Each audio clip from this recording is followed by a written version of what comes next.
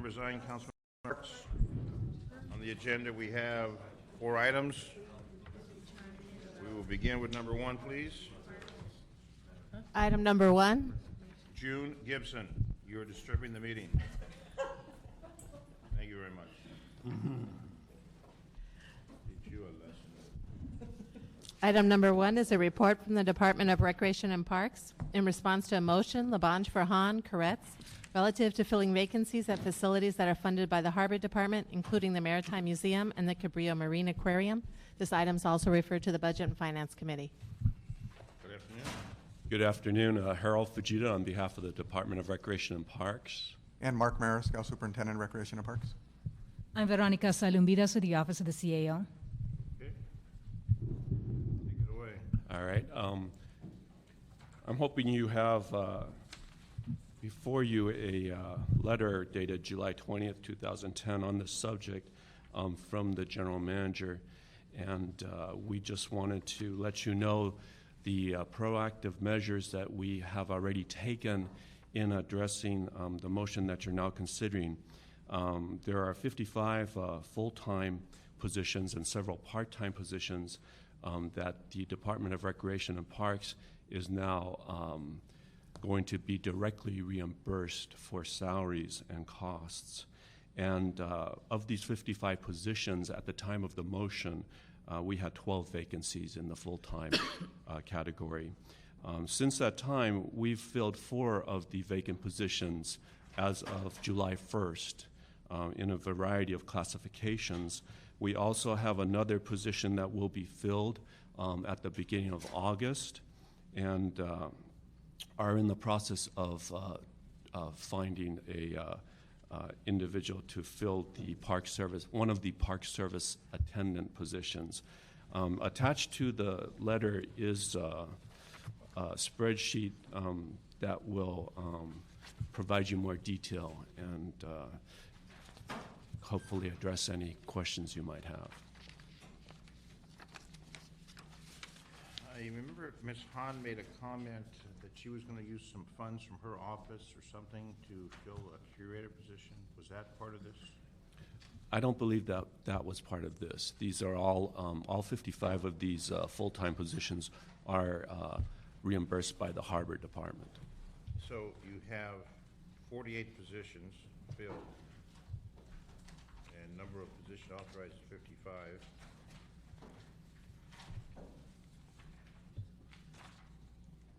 Other than the Harbor Department, they're going to pay full costs, including pension and health benefits? That's correct. So it'll be full cost recovery from the Harbor Department to the Recs and Parks. And you need 48 or 55. I mean, you've got a number of folks that signed that. Where have we made some cutbacks? Because I thought every department was making cutbacks. Well, we have made some cutbacks in the Department of Recreation and Parks. No, I'm talking about this particular. This is all about the Cabrillo Museum Pacific Aquatic. This is all about the harbor, correct? These are all positions that support various functions, operations, and services in the harbor. Okay, so I'm looking at number of authorized positions, 1, positions filled 1. I'm only seeing a couple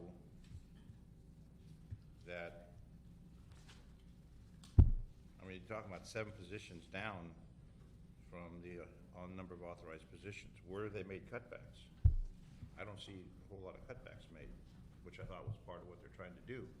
Scale back on personnel, consolidate because of the budget. Even though Harbor's going to give us the money, but we still have a responsibility, obligation to try and take care of that in all sections.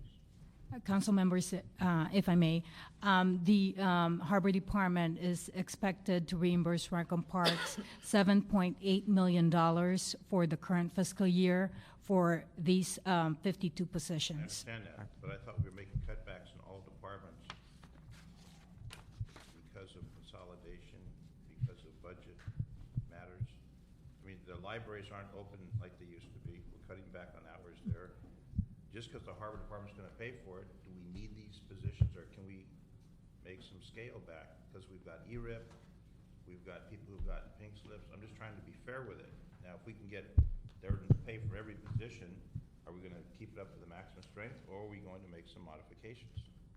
Mark Mariscal, let me say that what we did earlier, the Harbor Department actually created another new position that took one of our general funded positions. And again, so far, we're going to be moving 5 of the Rec and Park general funded positions into this.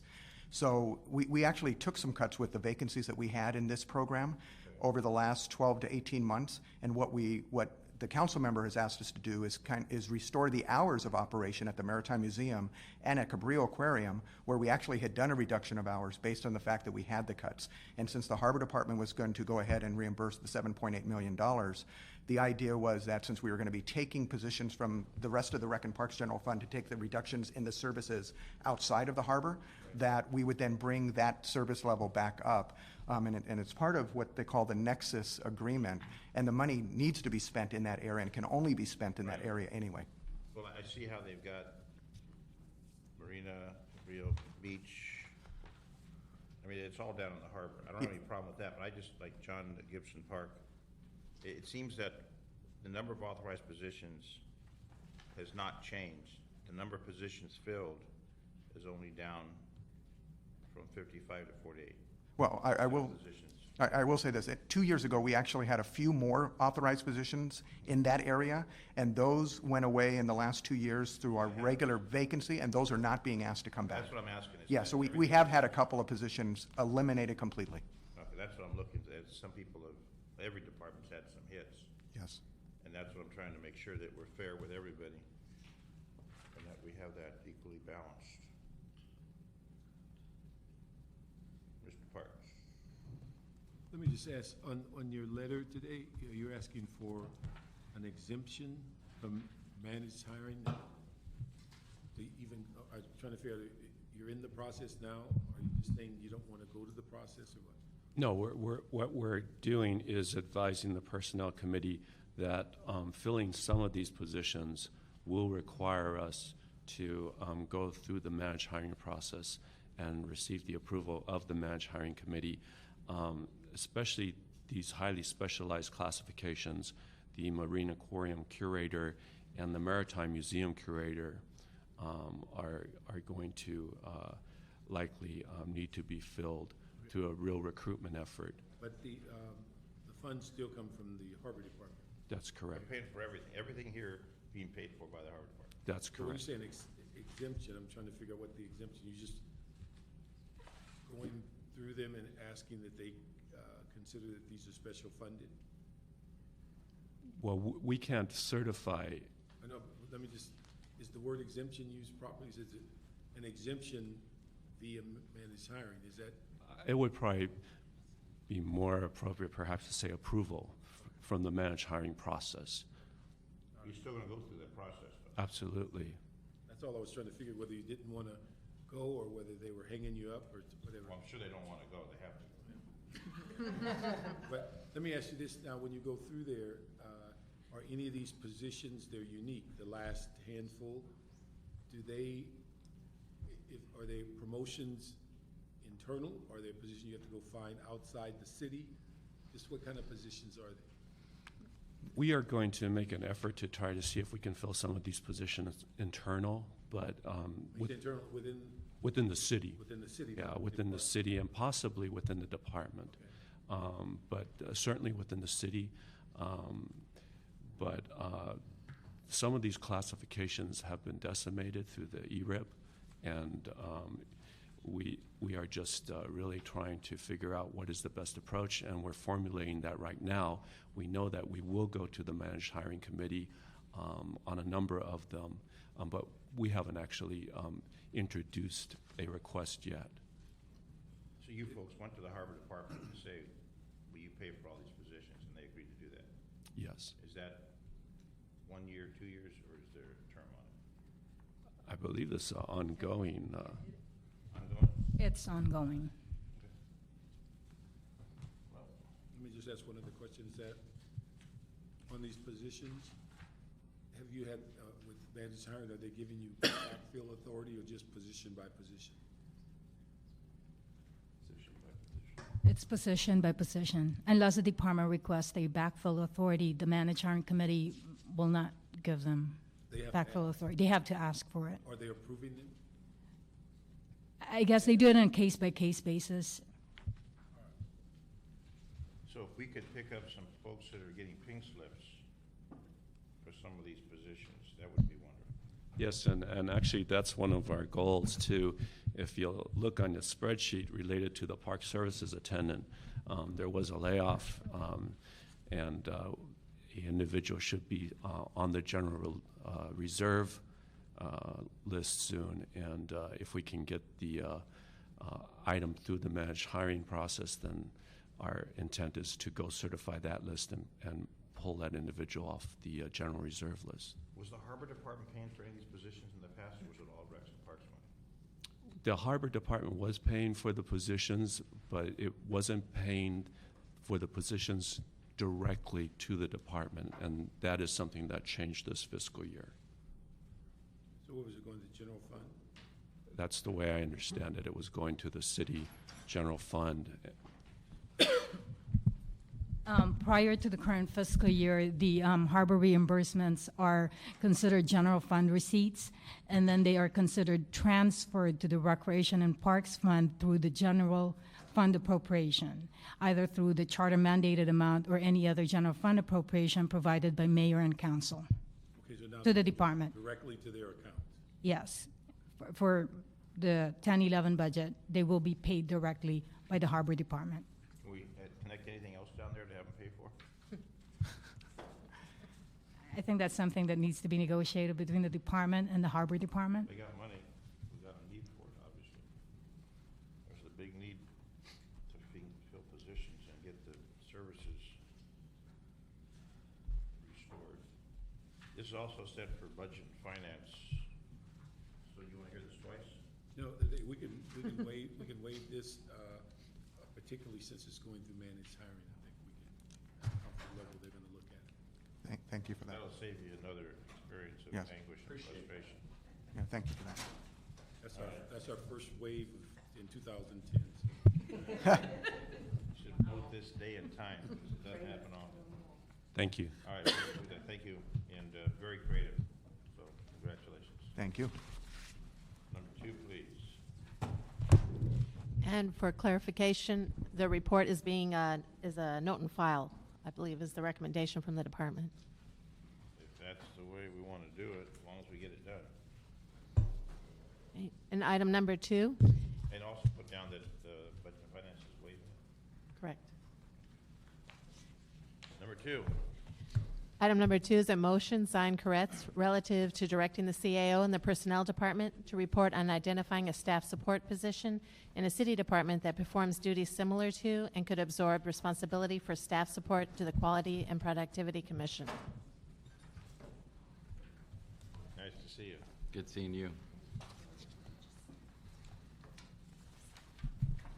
This just handed to us, breaking news. I could summarize it for you if that would be helpful. Okay.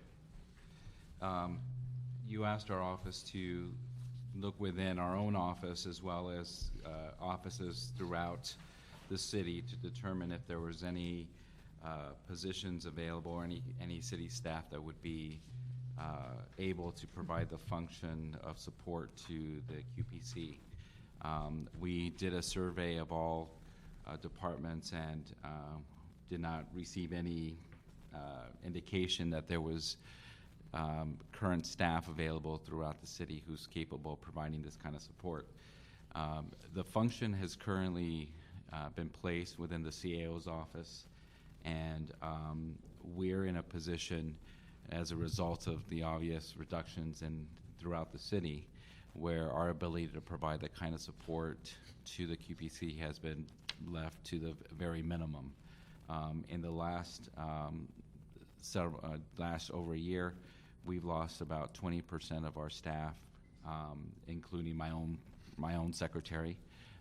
We haven't been in a position like most other departments to backfill those positions. We have vacancies literally in every single group, from debt to proprietaries, to the staff that provides a support not only to this committee, but through all committees, as well as to the council and to the mayor. We do currently provide the support of posting of the minute of the meeting. We provide I have a support staff member in my office that currently does that. But in terms of providing the kind of support that the QPC has traditionally relied on, which has consisted of providing them assistance in preparing the minutes, in getting their lunch whenever they meet, on organizing their annual luncheon to honor various programs throughout the city that exemplify the mission behind the QPC. That is the work that unfortunately is beyond sort of what we are currently capable of providing, given the reductions that we've had in our own office. I think what you're hearing from me is probably no different than what you're hearing from departments throughout the city. And so I think there's different ways of approaching this. You know, there may be, you may want to consider if there's specific work that needs to be done as it relates to the coordination of their annual luncheon that they have. Perhaps hiring an outside consultant to do that work, but the funding would be required to do that. If they have specific questions on items that my office is working on that are based on council priorities, my staff who are working on those specific issues could certainly come and present and seek input from the commission on how to improve those particular areas or seek their advice. That would be a recommendation that I would make. But outside of that, it's beyond really our capacity to provide the day-to-day assistance that they require. So how are other commissions managing without any staff? We have a number of commissions. How are they being able to function? Or have they all lost staff? Well, I think all commissions are currently facing similar staffing problems. I know that there was, in the fire commission, there was issues pertaining to their staffing levels within the budget that we had to deal with as part of the budget context.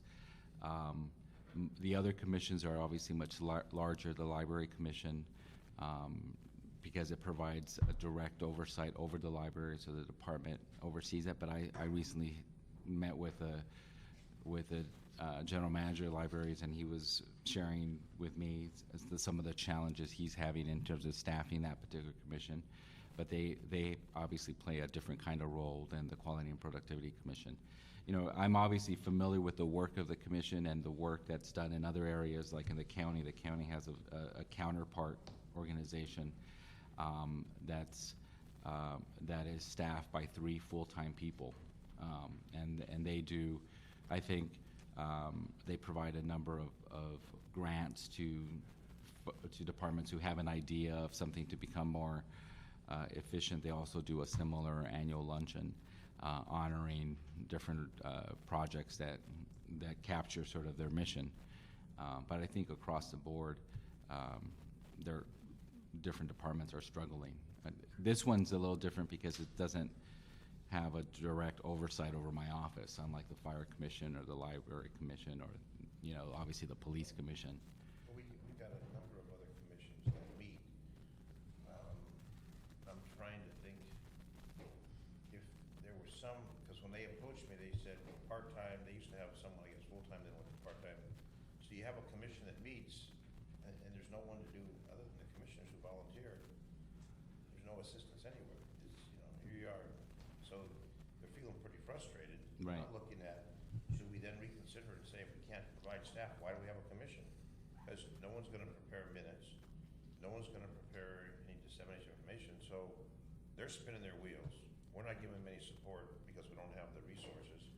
So how many commissions do we really have that are in the same boat, that they don't have any kind of support from the city? And they're meeting and trying, especially quality productivity with the economic situation, you think quality productivity would be a major issue that we pursue. And people have approached me from the commission, I've spoken to them before at one of their meetings. It's, you know, here we are, we're trying to do something and we can't even get anyone to prepare minutes for us. So I feel that maybe we're wasting their time and our time, and maybe we should just abolish these commissions if we don't have staff. I know I was on the County Judicial Procedures Commission, and Eventually got abolished. well, what happened is the state took over the Right. courts, and the county said, well, yeah, we have a commission if the state runs it, so they abolished that they abolished a lot of commissions. Maybe we should look at, in respect to the people who come down and have their meetings, maybe we should reconsider and say, we're gonna do away with these commissions. I just don't think it's fair for them to have a commission without any support, and that we're not gonna get funding for it. And if we can't get out of existing resources, then I think we should examine how many commissions are in that boat that don't have staff. You got the fire, the police, Recs and Parks, library, there's a transportation commission, there's the taxi commission, there's all kinds of commissions. I don't know if they're getting staff support or if they're all frustrated the same way. But maybe we need to examine that and figure out, maybe it's time to disband them, since they're not getting any support. They meet, they can't accomplish anything. Yeah, I could imagine it must be frustrating for them. I think some of them are mandated by charter, and so obviously those we would treat differently. But I think a review of all commissions and their structure and their the city's ability to maintain the staffing is something that is maybe worth looking at. I think we should do that. I think we should look at that, and then we could decide, maybe there's some consolidation that can take place or elimination. But I think that commission in and of itself, with the economic situation, would get a lot of attention. And I've told them before, they're in a key position to make some recommendations, to do something. Quality and productivity. I mean, it's a huge issue when we talk about our resources. Right. I mean, one of the things that, or even considering a different model of how to staff it, at the county, the executive office staffs a lot of the commissions, and so their staff, there's certain functions that are the same regardless of what the subject matter is. So the staff person who provides the minutes, who does the posting, who, brings their lunch and those kinds of things, is the same person regardless of what commission it is, and so there's a sort of economy of efficiency, of scale in that particular case. Looking at some kind of consolidation like that may be worth looking at. But I think as we proceed forward, I mean, both of you know better than anyone the fiscal situation that we're in, and unfortunately it's not improving anytime soon. So I think these are the hard questions that we need to ask ourselves in figuring out how do we still solicit the input from our residents in terms of how we address these issues, while at the same time still maintain the day-to-day functions that we have to provide. And have it meaningful, because to say I'm a commissioner, Right. and I have no resources, and we can't accomplish anything. So I think I make a motion, Mr. Parks, that we do an analysis of all the commissions that we have, top to bottom, A to Z, and if we have staffing, if we don't have staffing, and what we do to consolidate or eliminate. What do you think, Z? I think, just for the record, if we could have the CAO state his name for the record, Sure. please. You don't know him? We all know him. Very good. Those Miguel listening, Santana, CEO. thank you. But one thing, on having monitored this for a long while, one of the things we heard this complaint, say the fire commission didn't have personnel, and we reminded them there's 3,000 people that work for the fire commission, and reaching down and asking the fire chief to give you a couple of positions should be fairly minimal. But this is so unique because they're not assigned to a department, and yet there's significant benefit in the fact that employees feel like they're being honored and that things are being acknowledged. Now, the one complaint I've had, if you go to enough of them, you see the same unit coming through with just different people. So sometimes you wonder if we recreate the same thing over and over, but it just appears out of 30,000 people in the city that we could find a half body or something that allows this function to continue contributing. I understand they've cut down from the dinner to the lunch, and now they have it in up in the Tom Bradley. The next step will just mail. We'll mail them their we'll mail them their certificate. Good luck.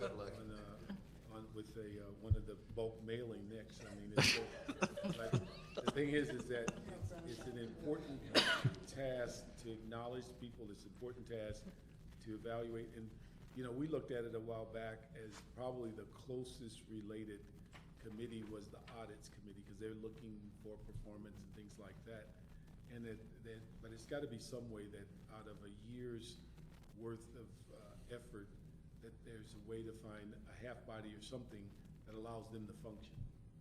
I mean, we've gotten rid of, what is it, not rid of, but we've gotten rid of departments where I guess we have one department that has 4 commissions now. I mean, because we didn't get rid of any of the commissions, so in fact, we got rid of the department now that I think about it. No, we didn't. I mean, But those commissions are hanging out somewhere. yeah, I mean, but they're not being staffed, and so that, But I they're mean, not that meeting- was, Yeah, but they're not meeting, and I think eventually we're gonna wonder what happened to human, these different human services that we felt and used to point at so often as saying, the reason we're at the cutting edge of dealing with problems is we had the Human Relations Commission, and then we had the status of women and all that. Eventually, that's gonna come back and somebody will reinvent it and call it something else and get an award, but I think it's just, we need to just figure out how we can, I mean, because having watched them over the years, they do some good work, and the problem is, if they don't do it, it doesn't get done. But the city's giving them minimal support, and yet. If we had it connected to the controller's office, the controller does the audits, quality and productivity, so it's It's attached to gotta the be something, controller. some entity, not that they oversee the controller. No, but they- the work they do matches that kind of stuff. Because I think the controller can utilize that, quality and productivity, because that's what the controller does, the audits, writes the checks.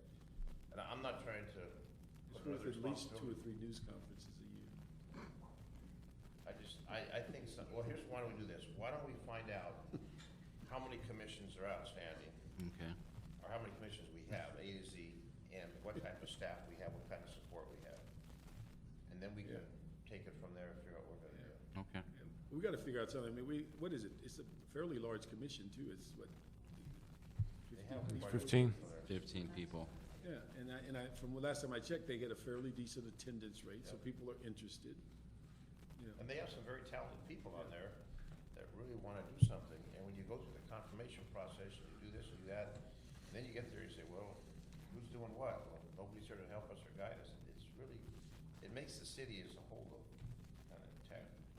but I mean, if we keep reducing it, at some point, you may just have to say, we're not in the business for it, but I would hate to see us just make it go away. There's gotta be something we could attach it to that can afford a half body or 3/4 body a year to help them get through meetings and address the issues that they're looking at. So let's get a report back on that, and Okay. we'll, take the whole, and if we got 50 of them out there, we can consolidate them and maybe get some kind of system. Maybe some commissions, like you said, from the county, when I was on the district, we had 3 staffers. 3 staffers. One would have done fine. We had 3. In the county, they have the quality and productivity, and they also have the economy and efficiency commission.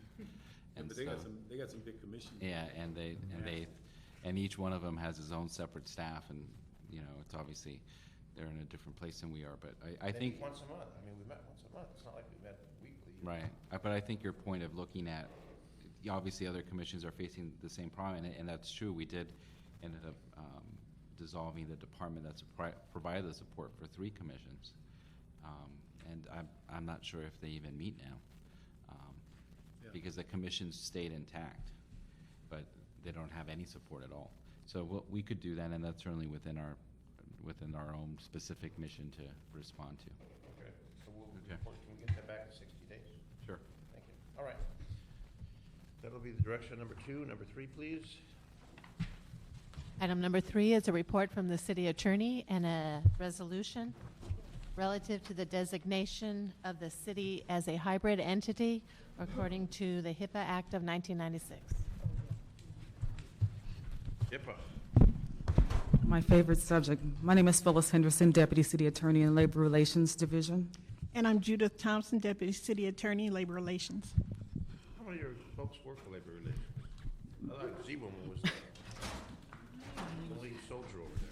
That's what Z tells. She tells us. She's got so much work, she does it all by herself. No, we have 8 attorneys. 8? 2 paralegal and 2 support staff. So you like the, to try and do all the work for So we- 40 city I know, departments. so you like the main person? I'm the head of the section, yes. That's why you get this committee. Well, but they staff me when I'm not available. You're always So, from here at 8 o'clock in the morning, you go. 8 o'clock in the afternoon. Really Yeah. lucky. All right, let's pick on Zena Day today. All right, ladies, go ahead. Our report is to recommend the designation of the City of Los Angeles as a hybrid entity.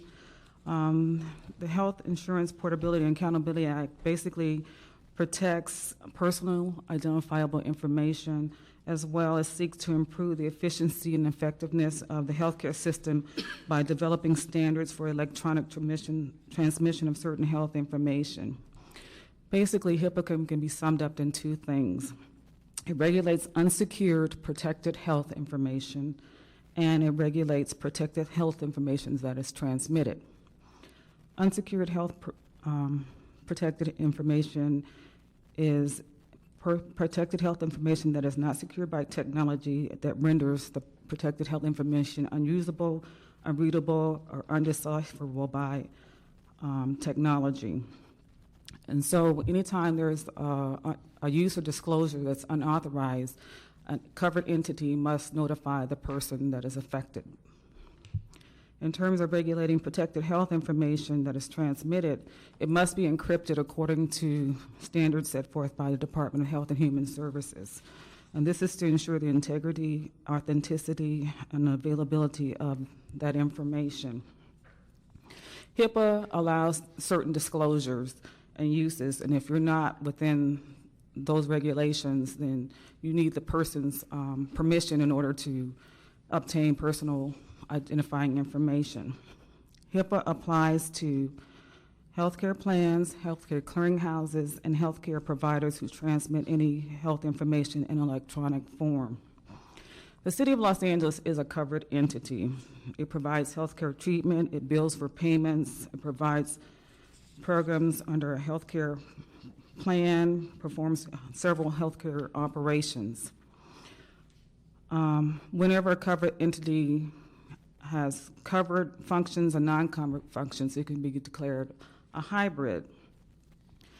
And under the regulations, a hybrid is defined as a single entity that is a covered entity whose business activities include covered and non-covered functions and designates its healthcare functions according to Section 164.105. And becoming a hybrid is a choice, so you have to elect it. So why should we become a designated entity, designated hybrid? The reason is to protect the city and to reduce the liability under HIPAA. So without the designation, HIPAA would apply to the entire city of Los Angeles. We have to ensure that we protect all personal health information. But if you designate a hybrid, then it's limited to the component health parts. For example, the fire department performs emergency medical services, and so if it should commit a violation of HIPAA, Department of Health and Human Services would only look to the fire department in terms of determining the type of penalties and to the extent the HIPAA provisions were violated. Or, for example, the billing section of the fire department, if it commits a violation, then Health and Human Services would only look to the billing section and not the entire fire department. So it's incumbent that we designate ourselves as a hybrid. This is the technical issue that we are concerned with. It doesn't really change our procedures, but it lays out the process. And I know that we talk about confidentiality at HIPAA, we're talking about contracting out to a private vendor the ambulance billing process, and HIPAA would then be their responsibility instead of our responsibility, since they have the records, we don't. That's correct. So it gives us somewhat of coverage, since they're dealing with it, and they have to have that, follow the rule of confidentiality. Correct. So the bottom line is what you're looking for is to us adopt this resolution, making us a hybrid, since we handle both the public sector and the members of the city. Personnel department maintains medical records. Correct. That's covered under HIPAA. So someone in the medical sector or personnel department would release something, then we have a HIPAA violation. Correct. But if the medical services section of the personnel department commits a violation, they're not looking at the entire city, because one of the things that Health and Human Services can do is do an audit. And so instead of coming to look at the entire city to see if we're in compliance, do we have the technology to support HIPAA, they would just go to the personnel department, the medical services section, or they would go straight to the fire department and not look at the entire city. And then the fine structure is up to $1.5 million, $100 for violation. How have we done? Have we done any audits to see if we're in compliance? In 1996, I think it was 1996. Yeah, 1996 when they passed the HIPAA Act. Have we ever done an audit to see if we're in compliance? We have been looking at the various component parts that come within HIPAA. We've looked at the fire department. In terms of right now, we have unsecured protected health information, and they're doing a good job at securing that to the extent possible. But the better way, obviously, is to encrypt all that information, to limit the exposure to only to authorized personnel and not anyone within the city to have access to that information. So the medical services department is doing everything they can right now, but their computer systems are not encrypted according to Health and Human Services standards. Say someone would get into our system and get that information. Would we then be responsible, or someone who penetrated that system be responsible? The city will be responsible for that violation. Security on the system. Correct. The individual may be prosecuted criminally under HIPAA, but we will bear the financial responsibility. I think it's kind of a simple thing to go. Is this connected with this whole issue of electronic and shared records by 2014 or something?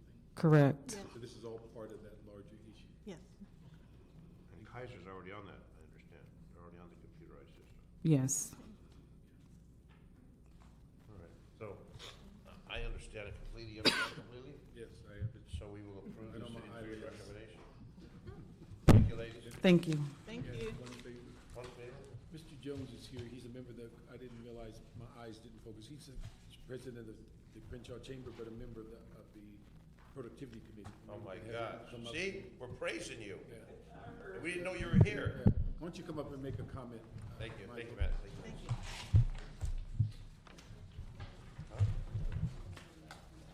Yeah. We're fighting for you, you didn't even know it.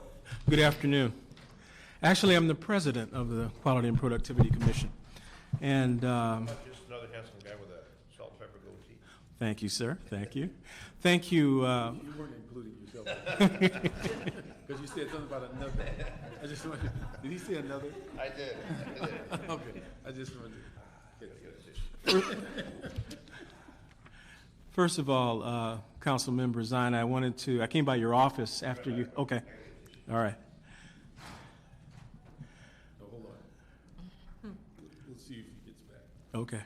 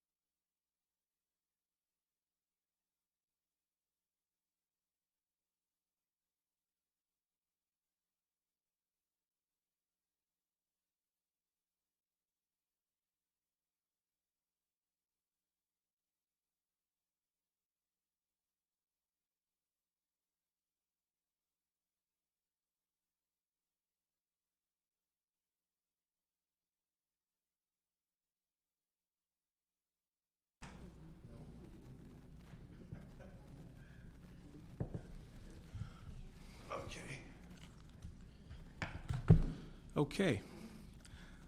For the record, I'll state my name, Michael S. Jones, President of the Quality and Productivity Commission. First of all, Councilmember Zine, I would like to say, again, thank you for going to bat for us and raising the motion. And Councilmember Parks, you have always been there in support of our efforts. In light of the things that have been said, it's unfortunate that staff cannot be found to help us out even a half-time equivalent. We get a lot done with regards to little help. And so we are exploring some opportunities. Councilwoman Perry came to talk to us at our last meeting, and we're exploring some possibilities about interns and trying to make some things happen. With regards to the feeling of the commissioners, 15 commissioners, we are dedicated, and we want to make this work, whether we get the staffing or not, because we have all agreed that this is too important for the city just to be cast aside, and especially now. This is a great opportunity as far as return on investment to help city employees feel a sense of hope and a sense of moving ahead in the right direction. And then at the same time, at least when I came on the commission 2 years ago, there was this idea of transferability. I mean, I think the excitement can permeate through other departments and try and make some things work. Ironically, when I became president, I met with Ed Rose, and I said, basically, I understand the parameters you're working with, but how can we work together? So out of that meeting came an office space for us. We've been able to redo our website, so it's becoming current. If we can get the city IT department to work with us, we'll be okay there. We're going to move ahead with the awards program, and we're trying to get all of the documents on the website, so there will be no additional cost, and we can do that in a very expedient way without having a lot of manpower, person power, what have you. And I think that's about it. I think for every commissioner on that commission, we're dedicated to make this happen. So we're not going to roll up and die, but we will continue on and look for avenues, and even including talking with Wendy's office about some possibilities, because from what we can see, we've had several presentations with regards to the results from some of the audits coming back, and we might be able to help in some regard there. So. Just thinking an opportunity, because you look at the police commission with the police, the fire commission with the fire, and I'm just thinking what department would really focus on the quality and productivity. The auditor would be perfect if she wants us to pursue that. My focus is to give you folks the support to get something accomplished and not just spin your wheels. And that's why we're going to get this report back, identifying all of them. You may be in the same boat as everybody else where, right. We got to go out and interns. The problem with the intern is the intern's here today and gone tomorrow. Right. There's no type of a commitment, a long-term commitment.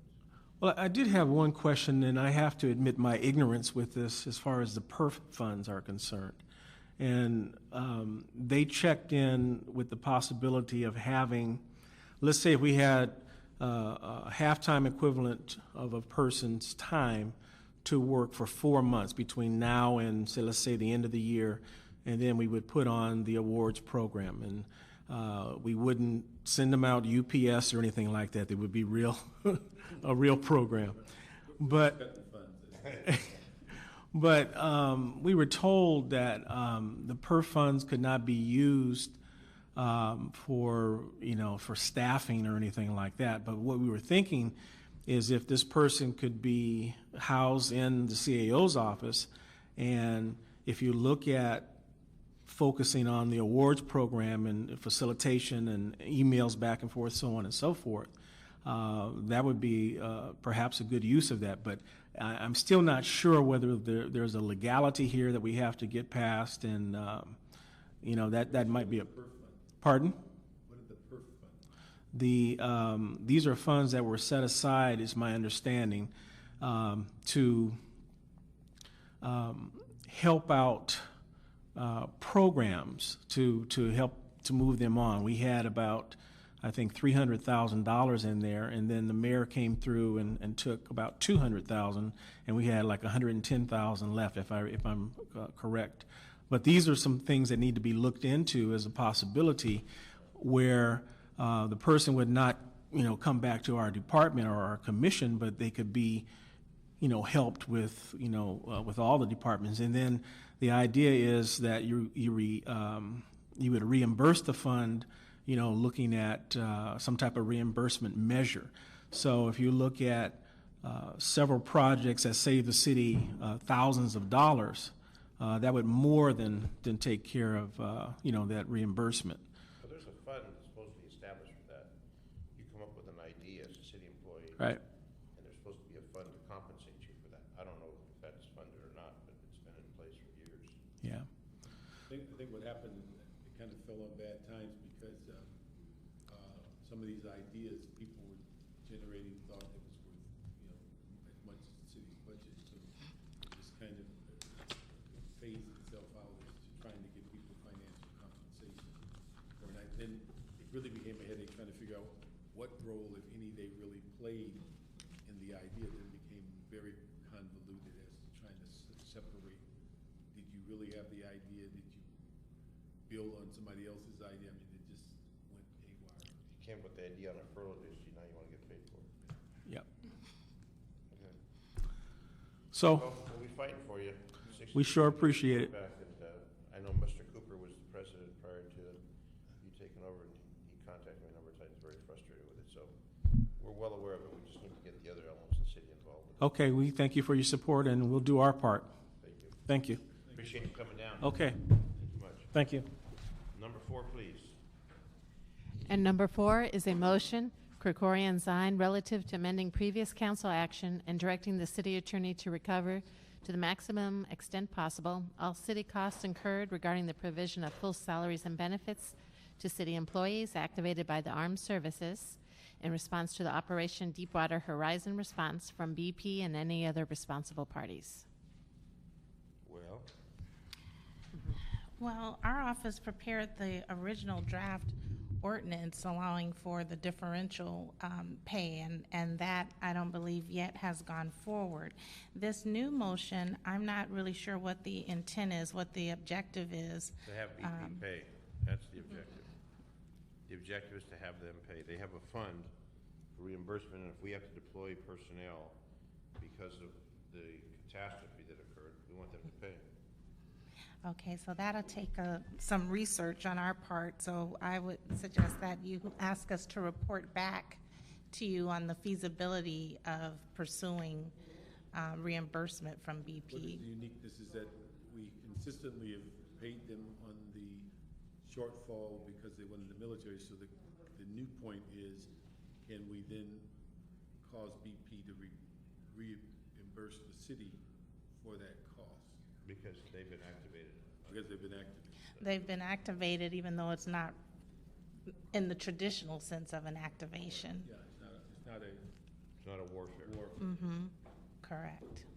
So that's what we're trying to accomplish. It. We came up with the motion, if they do get activated, then Mr. Corey came up with the idea of, since BP's paying everyone for the inconvenience and the disaster that's been caused, why wouldn't we have to do that for this?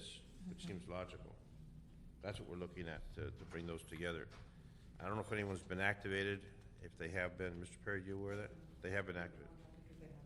Okay, so they have been activated, which means that they're deployed there, and we don't know how long they're going to be there. So this then gives the city the reimbursement. This, we're taking care of the whole salary for our folks that are activated. Okay. That's what we need to focus on. We have 30 days? You got it. Okay. You can probably get it done in 10, but You know we'll try. I know you will. Okay, very well. Anything else on that, Mr. No, we're fine. All right, that concludes our agenda. Thank you all very much. It is 3:15 and we are complete with Personnel Committee meeting. Thank you. Thank you for your. Huh? Yeah?